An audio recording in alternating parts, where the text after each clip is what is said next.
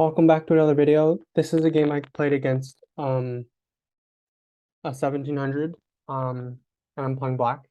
I'm playing the Caro and he plays the advanced variation, which uh, is an interesting variation. It's the short variation of the advanced variation is considered one of the best ways to play against the Caro by the top level players. As a beginner though, usually the exchange variation gets recommended, even though it's not very good, and in my opinion, and I recommend the fantasy or classical. So bishop f5 is classic defense. C5 is the modern. It's called the Botvinnik Carl's defense, but it's basically the French, except you don't have this move in. So instead, you're saying, "Oh, I haven't blocked my bishop in yet," and the theory says that this position is playable.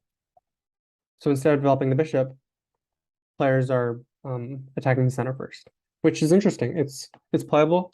I know some players who play it, but I play the classical variation. So bishop f5. So this is all theory, which means it's like the book move, which means it's the main move that people play. He plays bishop d3, which as you can see already is an inaccuracy. If you get this position as white, you want to play either h4 or knight f3, because h4, if white just plays e6, black plays, or white plays g4, and after here, the bishop is trapped, and the bishop can't go anywhere because of this pawn chain. It's this crazy looking position. It looks like a full house or something. Anyway, so black has to play h5. h6 is also played, but it's not very good. Actually, somehow black has good results from this position, but I don't recommend it. Maybe I should start playing this though, because black has a 6% win percentage from this position, and it's kind of good. I don't know. Anyway, bishop d3. I trade bishops, and even though it looks like that's very natural to play, he's trading his good bishop, his light square bishop, for my good, bad bishop, which is traditionally the bad bishop because he has these pawns on like dark squares, so his bishop is supposed to be better than my bishop. So he can go here instead, which is more natural. After e6, knight f3, we are in the short variation, which was popularized by Nigel Short. So instead, bishop d3, takes, and f4. I go knight e7, he goes knight f3, I go queen a5 check. So the purpose of this move is to, after he blocks, I go queen a6, and now he can't castle. If he takes, that's good for me, because well, if he moves with the queen, which is what he did, he can't castle anymore because my queen is blocking the f1 square. So for example, knight here. Well, actually, we'll just follow the game. And knight c3, and he can't castle. Castling is illegal because you can't castle into check. Unfortunately, it's an interesting rule because it means you have to cover some squares to get an advantage against your opponent. So I played rook c8, castles c6, and this is a common pawn break. So you want to break into the center when things are closed or when they're playing on the flank. And now after takes, I've gained some center control. I have two center pawns, he has one. He has this pawn, but it's actually blocking his bishop, kind of. So I'm attacking his queen. And after he goes check, this is a mistake because well, after knight d4, which is a mistake, I trade and then pause the video, look for the tactic, and hopefully you can see it. My opponent didn't, so if you saw this tactic, you're already playing at a higher level than him. No offense to him. But 1700, yeah, there you go. There's the rating. Higher than 1700. So the tactic is knight d3 check, which is pinned. The pawn is pinned, and it makes a sound if you try to take the knight. because it's pinned by the rook. So you can't move into check. After the king moves, that's not the real tactic. The real tactic, well, that was part of the tactic. That was half the tactic. The purpose of this is to go knight f2, and I'm forking both rooks. And this pawn, or this is covered. This square isn't covered by white, so he can't capture me with anything. And he has to move with one of the rooks, or not, and then I take his rook. Winning material. Actually, this is an interesting part of the game because he could have played knight pawn takes, and if I run away with my knight, he takes with check, and it looks like he's actually getting some compensation for the piece. If I take, he pins me, and he gets his knight back. So he's losing this rook already, but instead of recapturing immediately, he could have taken this pawn by following this variation.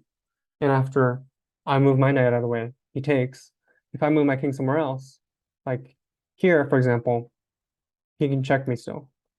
And I can go here, but he can check me again and annoy me. If I ever take, he always pins me. And if I run here, he goes check. Then I have to go back here.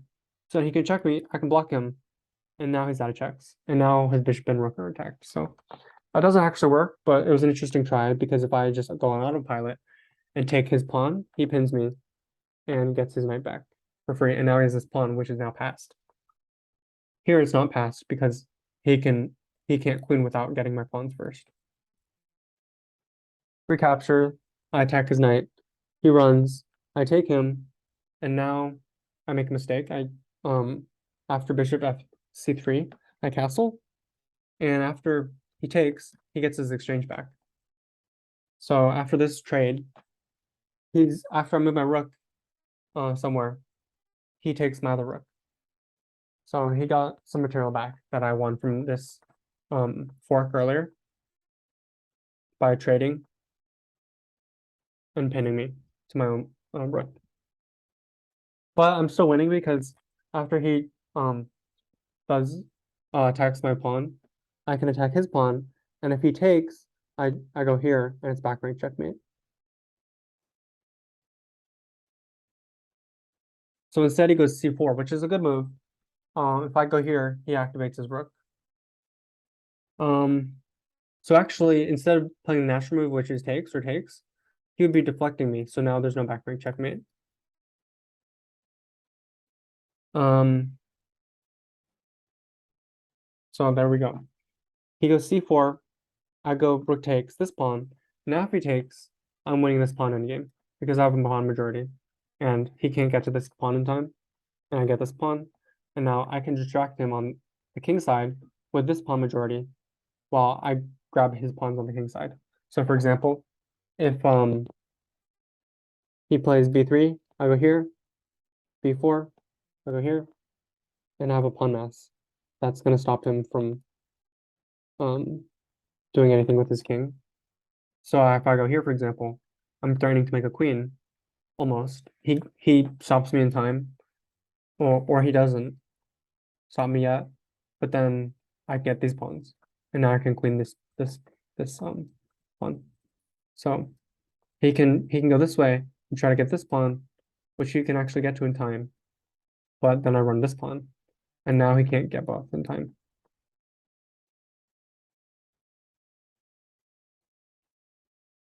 And this should be winning. So if you don't know how to checkmate with the king queen, this is how you do it. You make the square smaller, but don't go here, that's stalemate. Instead go here, and then checkmate. So if you go here, it's a draw. But if we practice this position, like the queen here,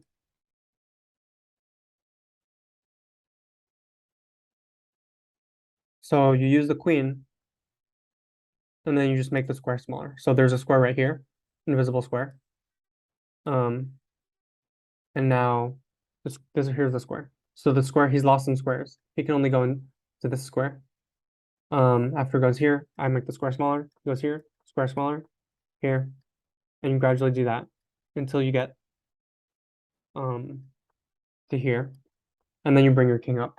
If you go here, it's stalemate, because the king has no squares to move, and then white can't move, but black can, and black has mating material, checkmating material, but it's a draw because white can't move. If you had a piece on, like, if you had a pawn somewhere, not here, but here, like on b3 or 8, anywhere, almost anywhere, if he can legally move a piece, then it's not a draw. So if the queen is here, for example, and he has a bishop somewhere, or a knight, or anything, basically, and he has a legal move, then it's not a draw. But since he only has a king, it's a draw when the king is trapped. So it's not checkmate because it's not check. So once you make the square smaller, you bring your king up, and then you checkmate. There's 3 checkmates here, 5 checkmates here. 2, 3, 4, 5.